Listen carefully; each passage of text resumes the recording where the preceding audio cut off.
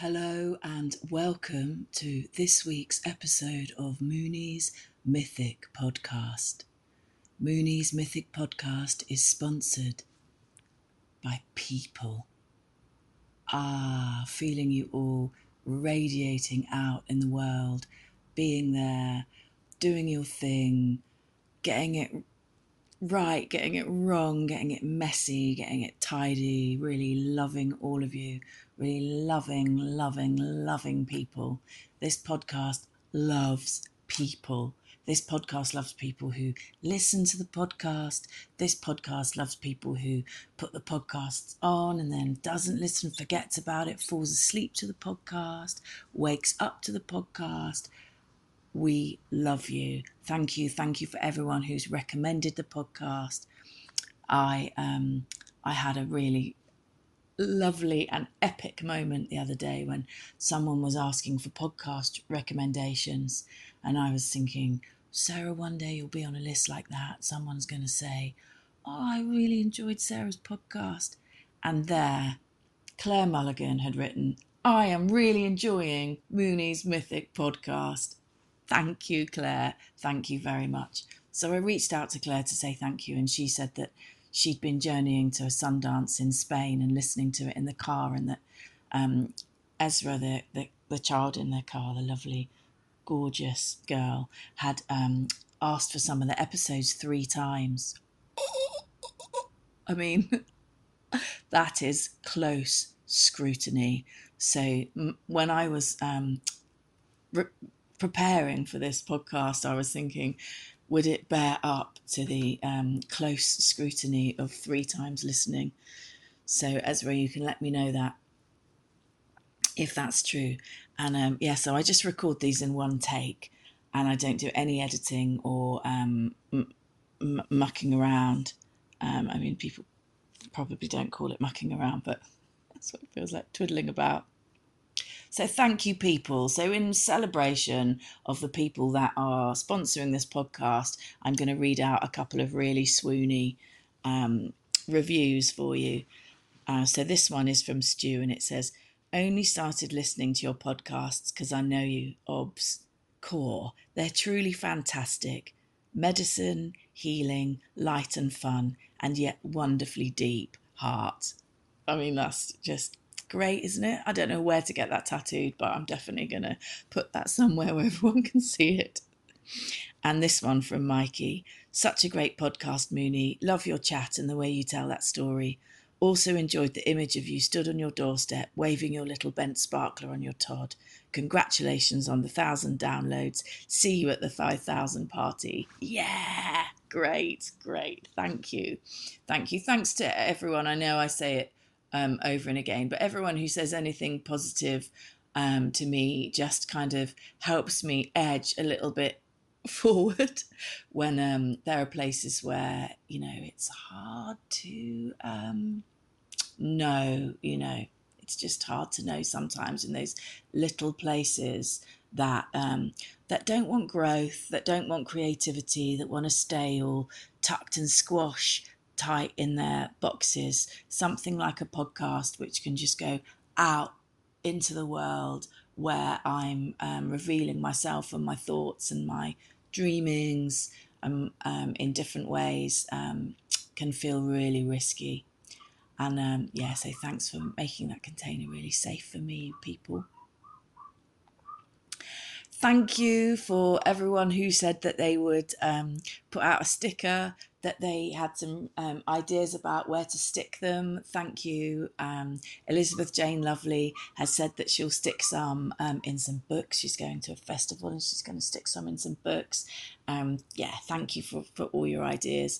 I have to say, Claire Richards, who was the first person to get in touch and give me her address to send her some stickers, and I've got a map now so that I've got all these friends, and I'm not quite sure in the country or sort of whereabouts. I'm such a kind of woolly person when it comes to landscape, and I'm going to write out where people live so I know. I think that feels really good to me, just to imagine the whole world, and these kind of acupressure points of where my dear-hearted friends are.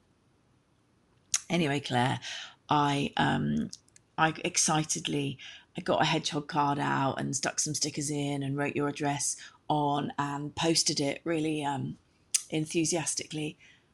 I don't think I put a stamp on it. I can't remember that stage of putting a stamp on it. So I don't know what happens these days with letters that come without stamps on. But if there's any cost incurred, I'm happy to pay it, or I can send you some more. So I'll be in touch in a while's time, and you can let me know if you received anything. I am loving doing these podcasts. I adore doing these podcasts. Thank you so, so much for being here, that I can pour this nectar, this transmission for you, for the world, for us. And I had this experience when I finished the last podcast, and it was, there's such huge endeavours, and I think about them, and they're big, they're like, and the birthing of them and bringing them through. And then as soon as I finished, I started thinking about the next one, like as soon, like minutes after. And the image that came to me was flowers. And I knew, okay, this next podcast is going to be somehow about flowers. What do I know about flowers? Yeah, I can see you all, sense you all. Sense you all. That's nice, isn't it? I can sense you all dreaming in flowers, thinking about the flowers that are around you, or the flowers that you love, or the meanings of flowers. And that's what I was doing. I was just sensing, what do I know and feel about flowers before I go and ask other people or look in my books and things like that. And I think it came from the end of the podcast, thinking about birth and that I had rose oil at my son's birth, and that it kind of helped me to spiral open rather than kind of crack open, because he came in 4 hours. I feel vulnerable talking about being a mum, I notice. And I know that women through millennia have hidden the fact that they are mothers in order to kind of get ahead and get jobs. And, I was listening to Lauryn Hill. Look at your career, they said. Lauren, baby, use your head. I mean, I'm sorry to sing Lauryn Hill. Obviously she's got such an amazing voice. But, her whole song about Zion, about how, she was so advised not to have a child because it would ruin her career. And then the light of her life and the kind of birthright of her creativity bloomed from her. So, yeah, but I feel vulnerable enough to think, what was I talking about? I was talking about flowers, rose oil, birth, labour. Just help me to spiral open. And I often use that movement when I want to kind of get back to myself or get into myself, just kind of this sort of circular spiral movement, just to stop me from charging forth. Sometimes that energy is really needed, but I've got a lot of that sort of like, head down, pushing through without really, what they say, smelling the roses, waking up and smelling the roses, taking the time to integrate the subtle energies. So I was thinking about a woman who is a shaman from Ecuador, Carmencita, and she was saying that death has to be floral, that flowers is the only time when in their tradition they put flowers on the fire. I was saying this in another podcast, and that's what sort of like bloomed, this kind of seed of a moment has kind of bloomed inside me to create this next podcast. And so I took that image, that teaching, as a kind of nugget, and I asked my friend Anna Davies, who's a wonderful homeopath, and she sent me some things about the homeopathic meanings of the homeopathic provings of the rose. And she sent me some extracts from this book by Madeline Evans, Meditative Provings, and they talk about the rose being the symbol of life and death. And they also talked about the rose being used as a symbol for the chakras instead of lotus flowers. So I started to imagine that, like at the base of myself, a rose blooming. You know, the chakra system is an Indian system where you have these kind of center points throughout your body, like the colours of the rainbow going up all the way through your body. So I imagined a rose at the base of my spine. And then I imagined a rose at my belly button. Just feeling that delicate, fragrant, floral opening. At my solar plexus, which is kind of where your sternum is. Yeah, can you hear those? That's Craig's dogs downstairs. He's got 3 dogs, Craig and Anna. And they're tiny. They're tiny and they're wild. So yeah, just letting that. It's the solar plexus that does take the hit when things come from outside, or so you might get a barbed comment from someone. You might feel it in the solar plexus. So as I'm feeling the rose in my solar plexus, I'm feeling the in Madeline Evans' book, she talks about the death, the giving death to of the rose remedy. And I have felt that as I've been tuning into the rose, that it's like as it sort of fills me and blooms me on the inside, there are sort of sharded places and broken places and dead places that are just having to fall away because there's no space as the rose expands within me. And this is where we're at the summer solstice, we're at midsummer, where everything is blooming and moving and blooming on the inside and the outside. So then I'm going up into my heart. Yeah, it feels like the natural place for the rose, feeling the rose opening and moving around, and then into my throat, the throat chakra filled with roses.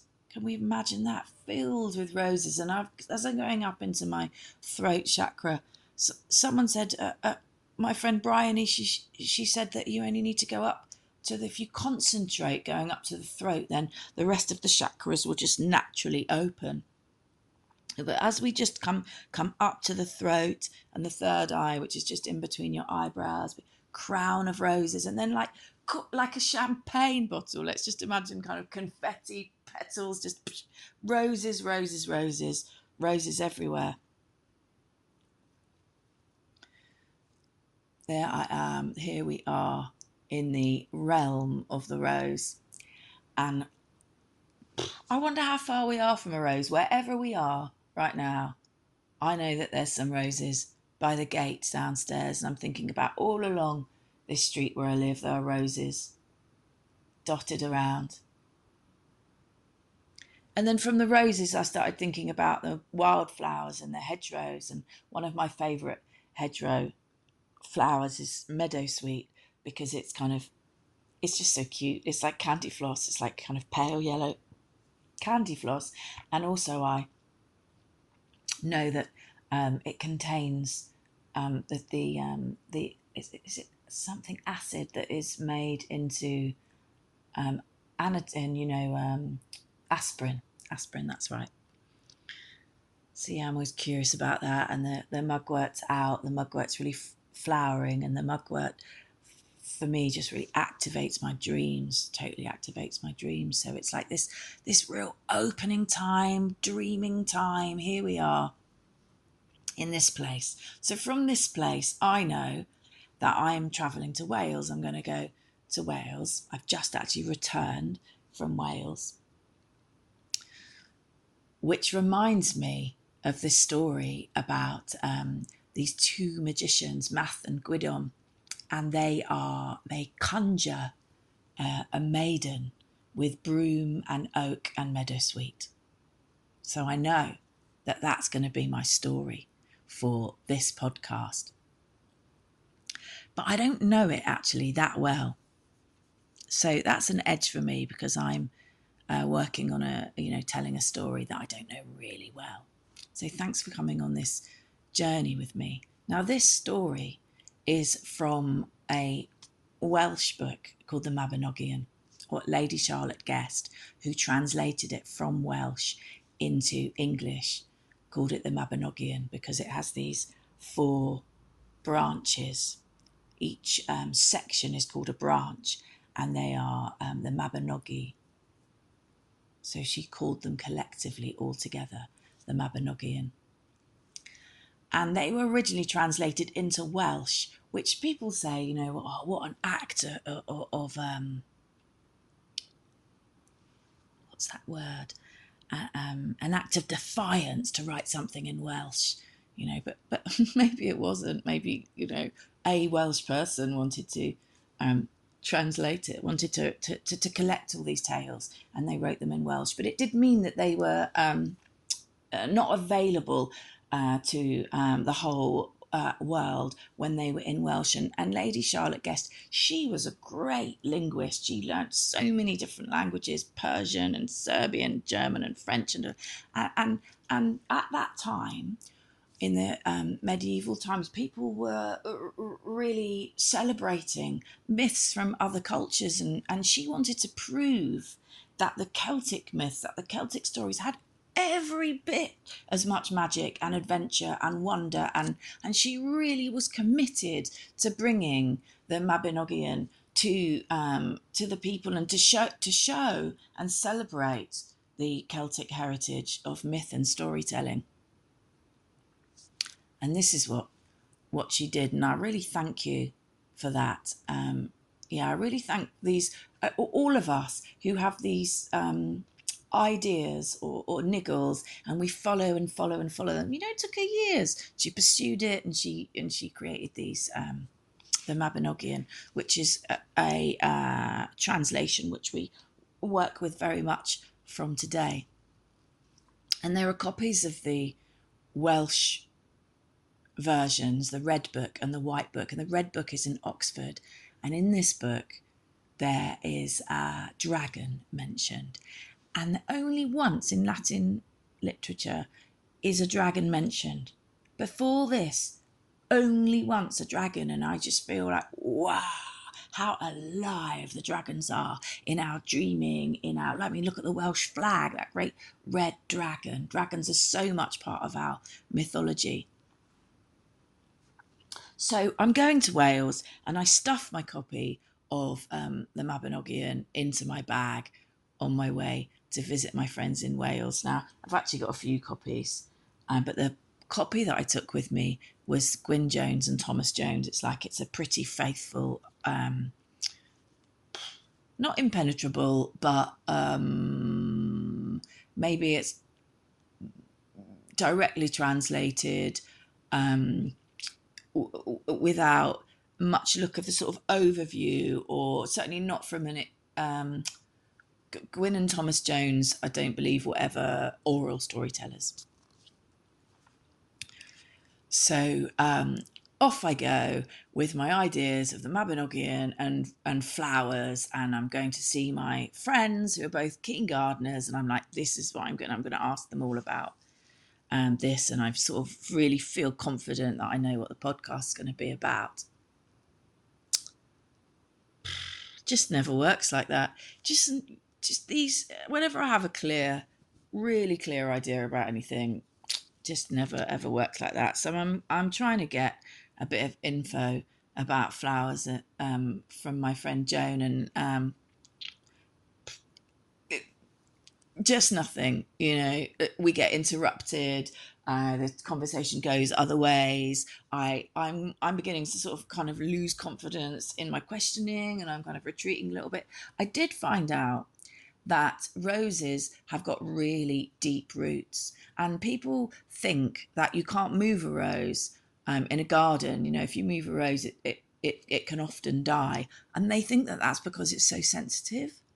But it's not that. It's because they've got really deep roots. If you cut their roots off, it's the roots that's really keeping them alive. It's their roots that is making them able to open and open and open and open and open and emanate and emanate and emanate their scent.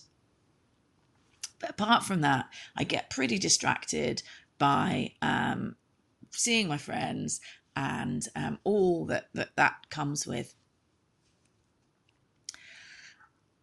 But I did get sidetracked in a good way with some stories about charming. Because Welsh, or Wales, the part of Creswell Key, the part of Wales that I was in, Pembrokeshire, has got a great tradition of charming. And when I say charming, I mean people who were famous for being able to take something away that you don't want. I'm thinking about Prince Charming, about charming people. You know, we say charming.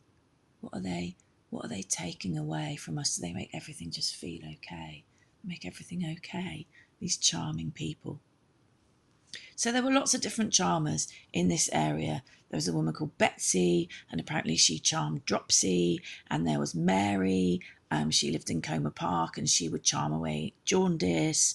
A woman called Jackie, who would staunch wounds. And Jackie had this way of, she used a magic wand and she would stop blood flow by waving her magic wand and reading scripture. And there's this mythology that she, when she died, her magic wand disappeared with her, vanished into thin air. And there was this tradition of rubbing a snail on a wart and saying, "Wart be gone on the snail's back, go and never more come back." So if anyone who's got a wart, if you want to try that, I'd love to know if it works. And it got me thinking about where I used to live, where I grew up. There's a little village called Hope Cove, and I don't know if they still do it, but they used to have a worm charming competition where everyone would have a little piece of grass, and you had a certain amount of time where you had to try and charm as many worms as you possibly could out of that little patch. And my friend's mum, her secret recipe was to pour beer over the grass, and apparently the worms loved it, and they would come up for a little tipple, and she often won. But anyway, that's what does T.S. Eliot say? Distracted by distraction from distraction. I'm going to just hop back to charming in Wales.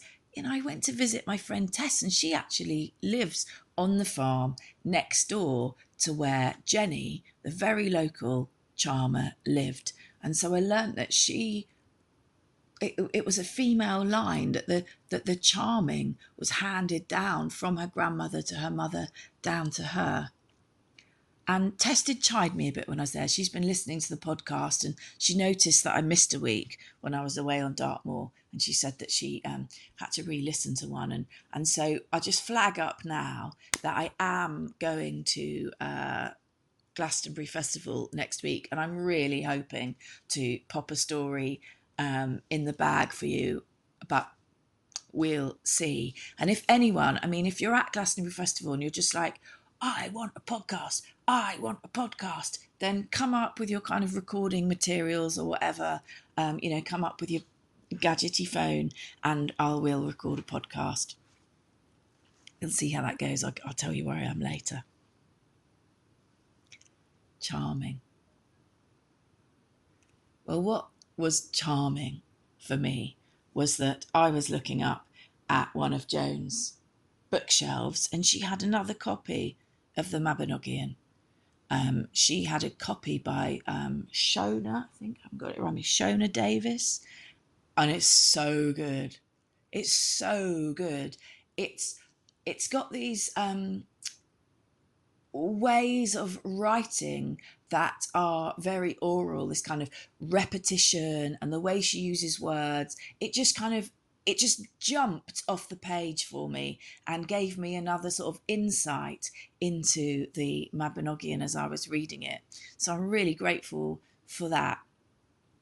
And I was listening to a recording of it, and I got this movement inside me.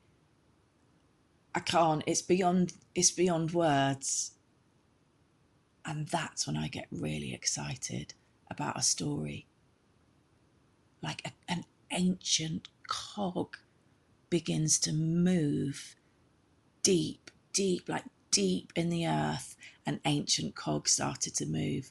And so I'm just on fire with excitement about this journey I'm just stepping towards with this text that's got so much mystery wrapped in it. It's so old, so many oral stories brought together, and it is a love letter to the Welsh landscape. I mean, I was thinking about songlines and Aboriginal songlines, and the way that it uses landscape, which I'm nowhere near, I'm not doing at all when I retell it, but the way that it uses landscape and brings alive mountains and streams and rivers and villages. It's just obscene the way that it just pours magic and aliveness into the landscape. It goes to France and Cornwall, but the sections I've read about Wales have really been brought alive to me. And then I just opened a book. I was looking for some books to take to the festival in case I fancy reading, and I just opened this book. It's called Woman in Nature, The Roaring Inside Her by Susan Griffin, and it's been on my shelf for ages and I haven't read it before. And I read this paragraph that just felt so poignant and a concise expression of what I was feeling. But I have to have a disclaimer here, because I read this to my son and I got like 4 lines in and he just walked out of the room. And I was like, was that boring? And he was like, really, really boring, Mum.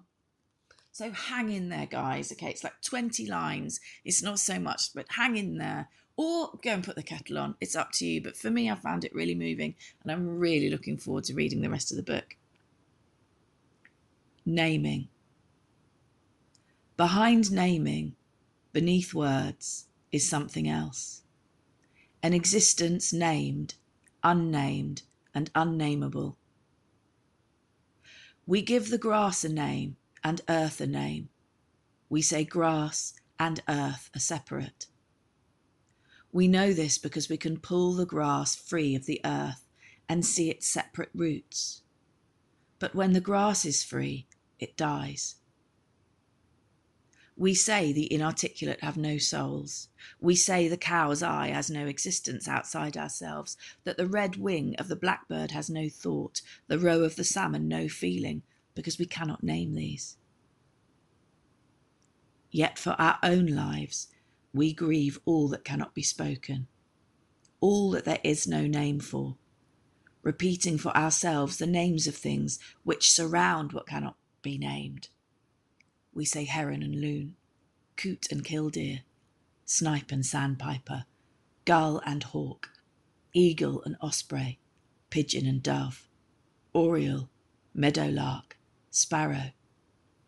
We say red admiral and painted lady, morning cloak and question mark, Baltimore and checker spot, buckeye, monarch, viceroy, mayfly, stonefly, cicada, leafhopper, and earwig. If you're still with me, you've come way further than Noah did. Back to the text. We say sea urchin and sand dollar, starfish and sandworm. We say mucous membrane, uterus, cervix, ligament, vagina and hymen, labia, orifice, artery, vessel, spine and heart. We say skin, blood, breast, nipple, taste, nostril, green, eye, hair, We say vulva, hood, clitoris, belly, foot and knee, elbow, pit, nail, thumb. We say tongue, teeth, toe, ear. We say ear and voice and touch and taste. And we say love, breast and beautiful vulva, saying clitoris, saying belly, saying toes and soft, saying ear, saying ear, saying ear, ear and hood and green. And all that we are saying around that which cannot be said, cannot be spoken. But in a moment, that which is behind naming makes itself known. Hand and breast know each one to the other.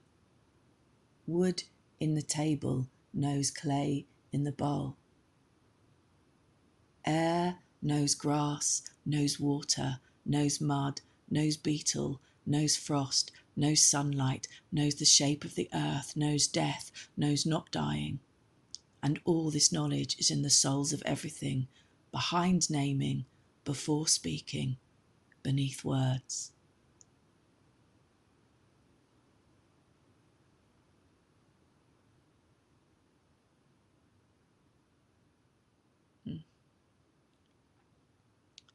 And to speak after these words feels trite. But I believe that these ancient stories, we go back as far as we can.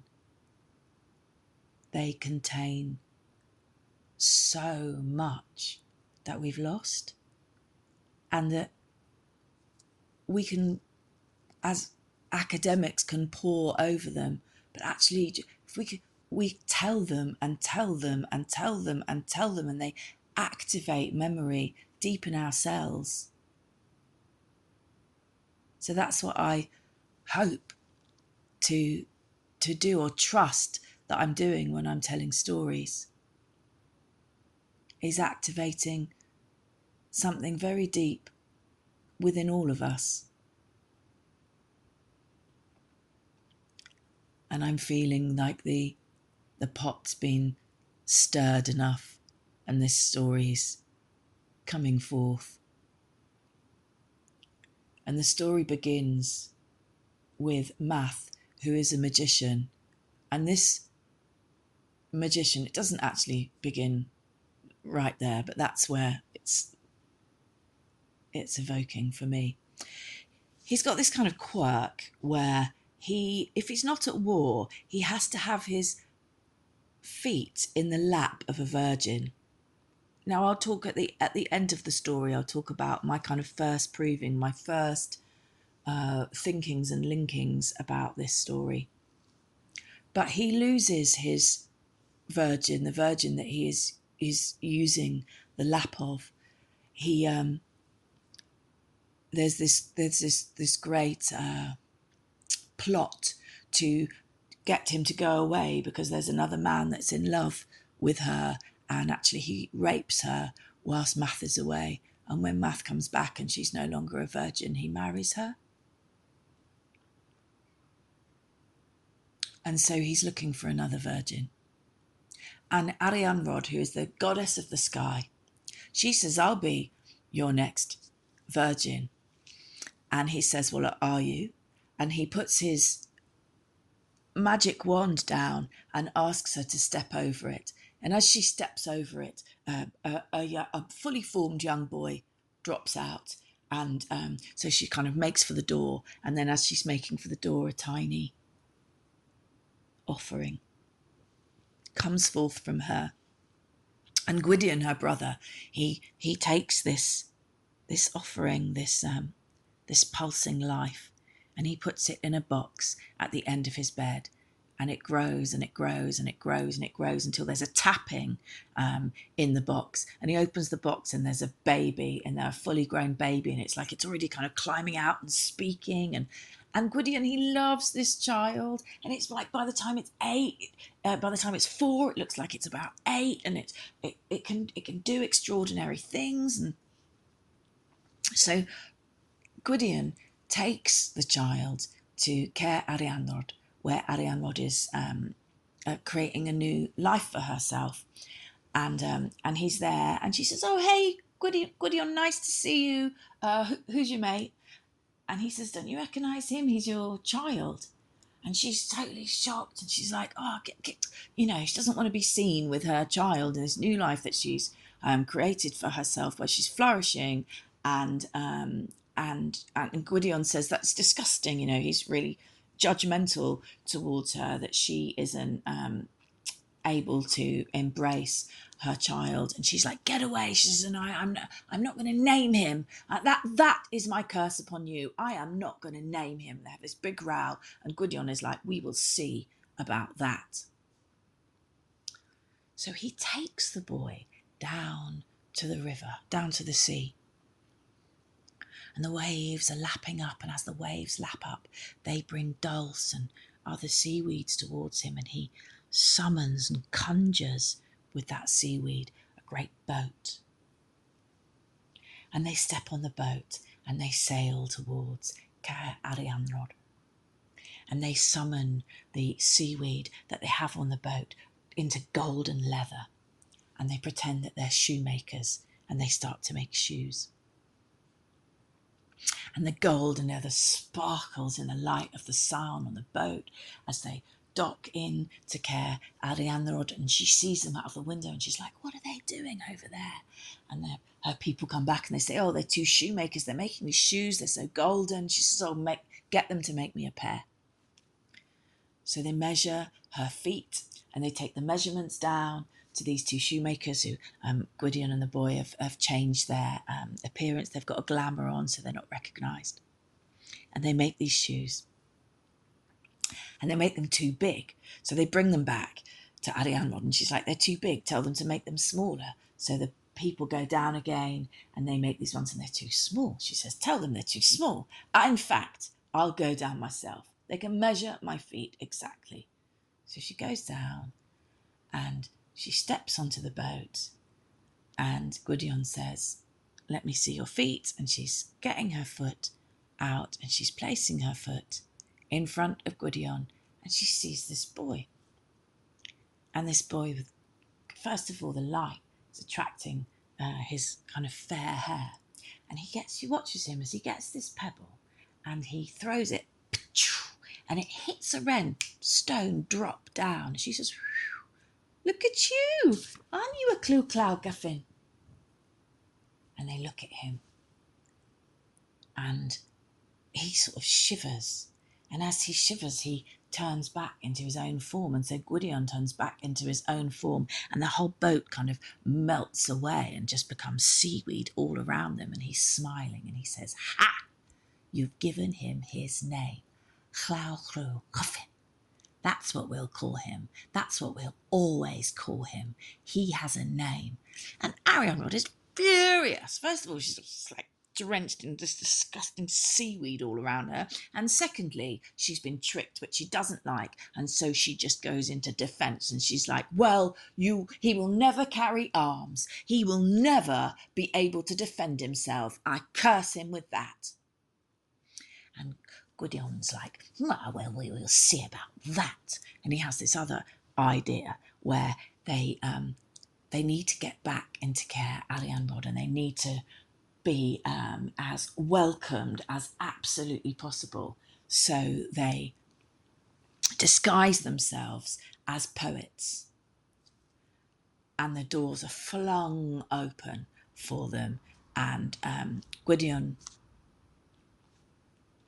starts to tell stories and engrosses everyone, and completely he's glamoured up again, so Arianrhod doesn't recognise him, and he's telling these stories, and they're all completely enraptured. And just when they're at the moment, the quiet moment of a story, just when they're it's like the moment where Scheherazade, who is telling stories for her life in Arabian Nights, she tells a story before she goes to be killed, to be executed.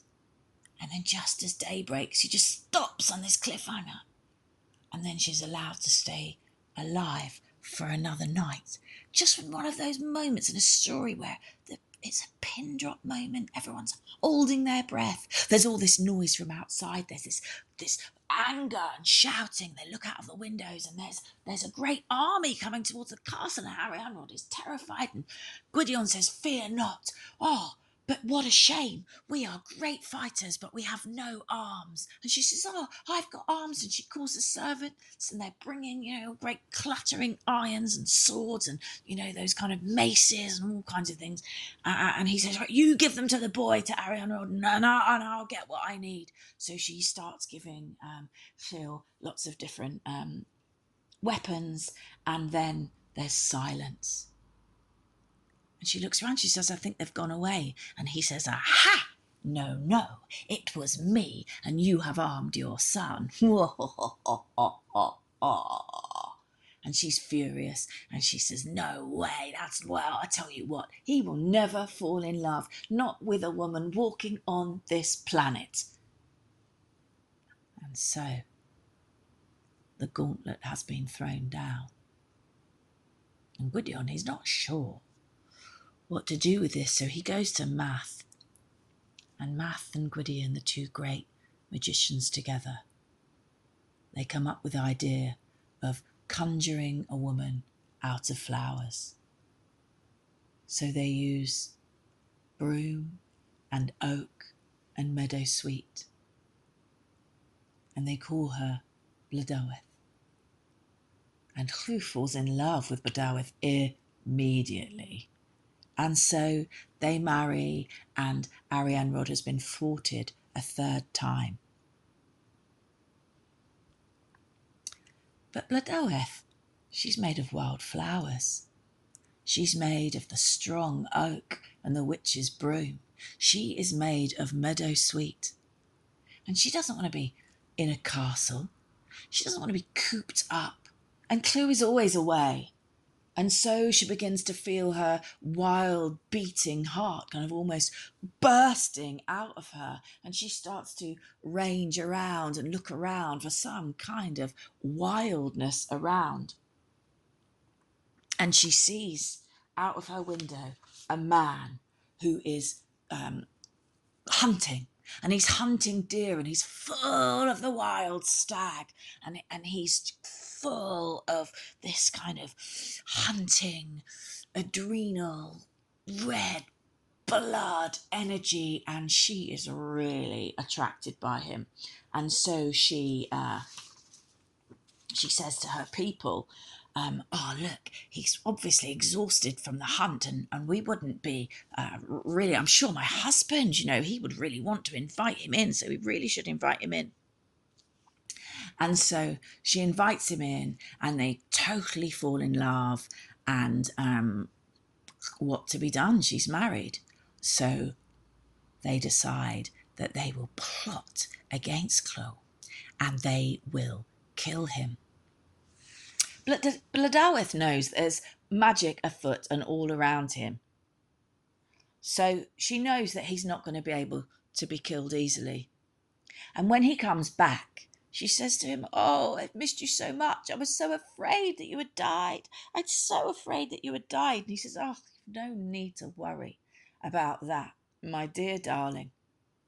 It's not very easy to kill me." "Oh, no?" she said, with her sweet voice and her batting eyelashes. "Oh, no. A man would have to make a sword every Sunday over a year. And that would be the only sword that would ever kill me." So straight away, she goes back to her lover, and he begins to make this sword. And then when he's almost made it, she says, "Oh, husband, I'm so worried about you dying." "You've no need to worry. I told you about the sword, didn't I?" And she's like, "Yes, but there could be a sword. Sundays, they're a good day to do a little bit of blacksmithing." He says, "Oh, it's not as simple as that. I have to have one leg on the back of a donkey and one leg on a boat with a thatched roof."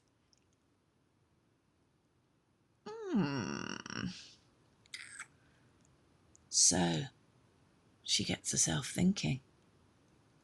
She makes a boat with a thatched roof.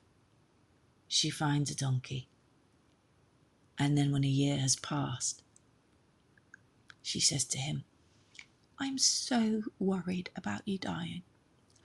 Will you just show me? Will you just show me what it's, if you were just to put one foot on, oh, look, there's a boat with a thatched roof and, aha, there's a donkey. Well, if you were just to put one, show me what it would look like so I know I can, see how ridiculous it is and never worry about it again. So he does that, and of course the sword that's been made every Sunday over a year comes flying towards him, and before it hits him, he sees it, and he turns into an eagle, and he flies away.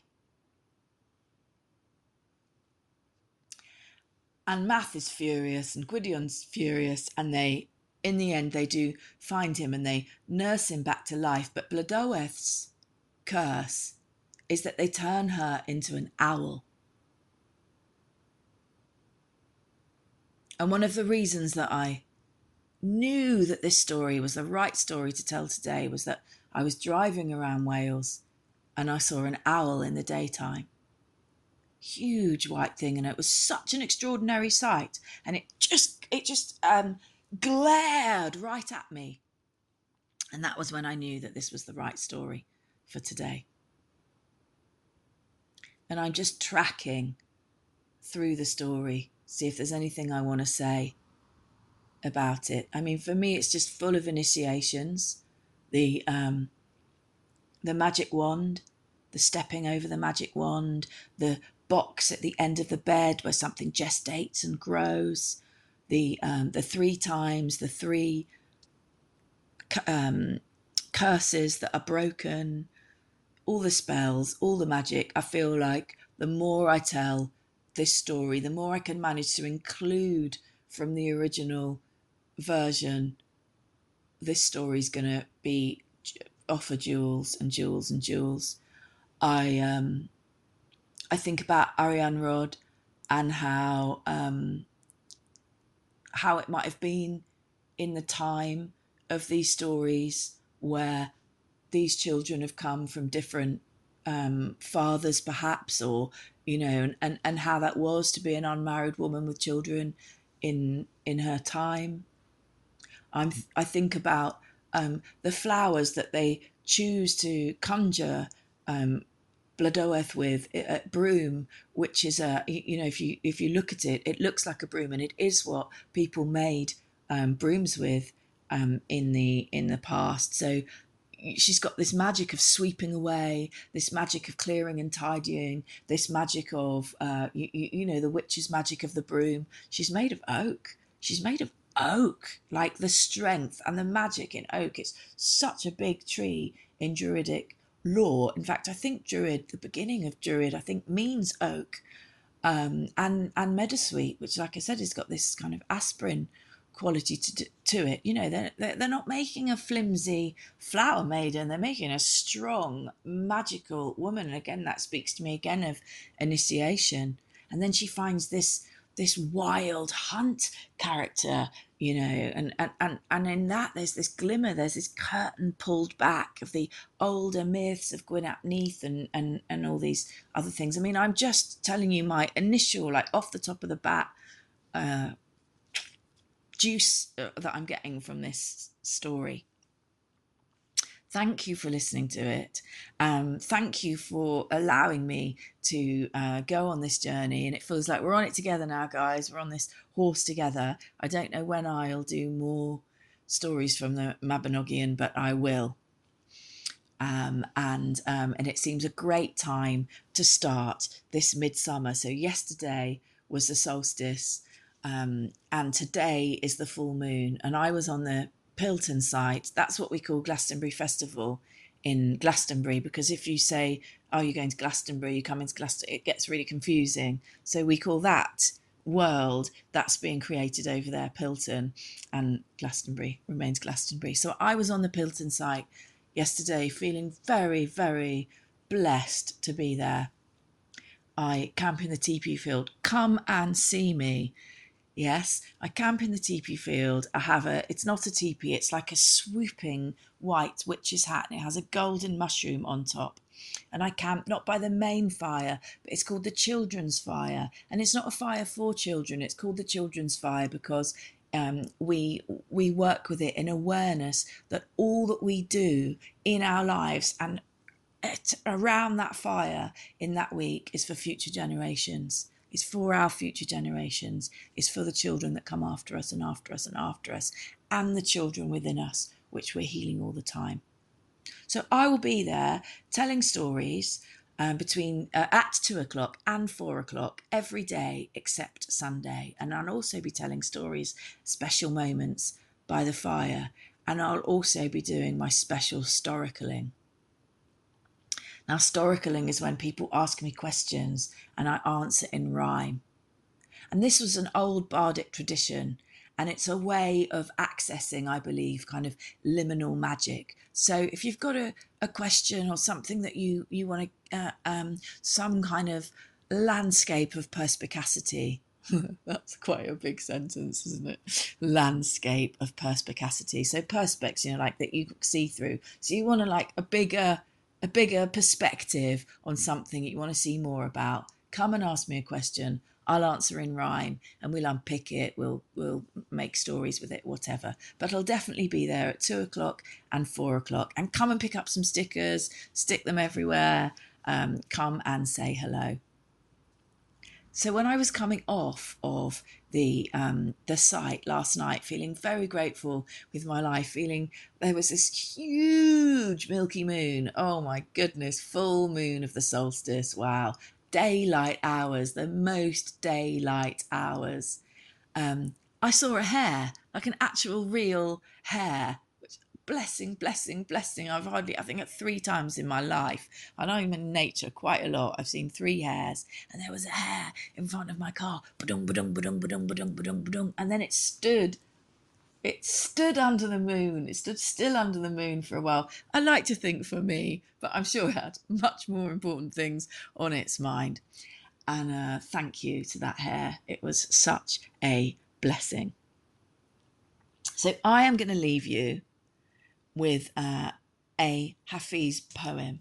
And I've chosen this because we're talking about flowers at the beginning, and also because Lady Charlotte Guest, who translated the Mabinogion from English into Welsh, from Welsh into English, she spoke Persian, and Hafiz was a Persian poet from the 13th century, so for sure she would have read his poems in Persian. That just thrills me. So here we go. How did the rose ever open its heart to give the world all its beauty? It felt the encouragement of light against its being. Otherwise, we all remain too frightened. Happy midsummer to you. Happy solstice. May we feel the light upon us, the longest amount of time of light these next days, and may it warm and tend to the places in us that have been a little bit too frightened to reveal themselves. I will catch up with you at the next podcast.